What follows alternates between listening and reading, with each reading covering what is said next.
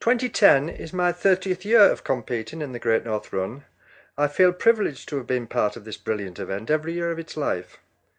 In 1981, I watched the London Marathon in awe on TV and saw on BBC Look North that there was to be a half marathon taking place in June of that year. I applied and sent for the training schedule. That mentioned to try to run for 20 minutes. So after thinking, what a doddle that'll be, after 10 minutes I realised how unfit I was. Although I was only 100 metres from home once the 20 minutes were complete, I stopped and walked the rest. My face was bright red all that evening. After a few years, I was persuaded to join Shildon Running Club.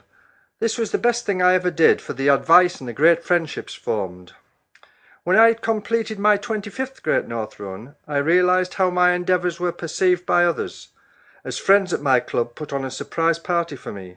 I was presented with a lovely glass shield and a very special book with photos and messages from all my friends, some of whom had left the club and I hadn't seen for years. I was overwhelmed with the turnout at Shildon Leisure Centre, as almost 100 were there just for me, or maybe just for a night out. I also organised the marshals for the baggage buses from my club, so on the day of the race I am very tired with the early start, arriving with the marshals at 7:30 a.m. by minibus from Shildon. We all chat until it is my time to go to the start area, which luckily is on the start line with the celebrities, being my reward for completing every run. Even now I am amazed at the sight as I cross the bridge looking down the central motorway and see the masses of runners lined up from the start line as far as the eye can see.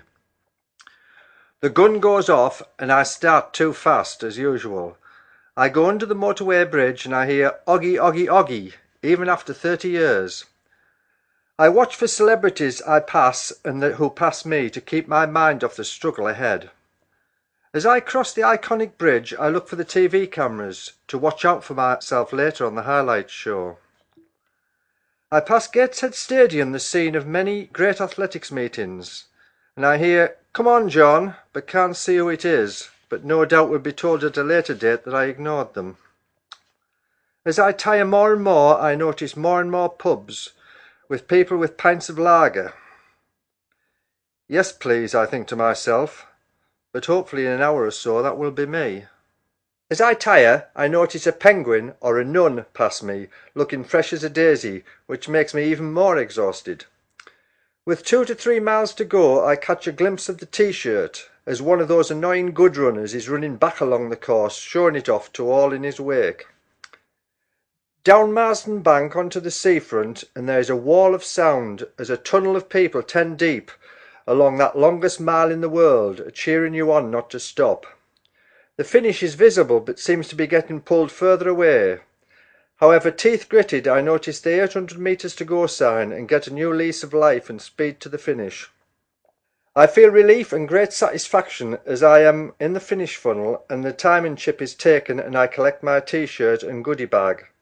Another year completed and another year of promising myself to do more training next time, and there will be a next time.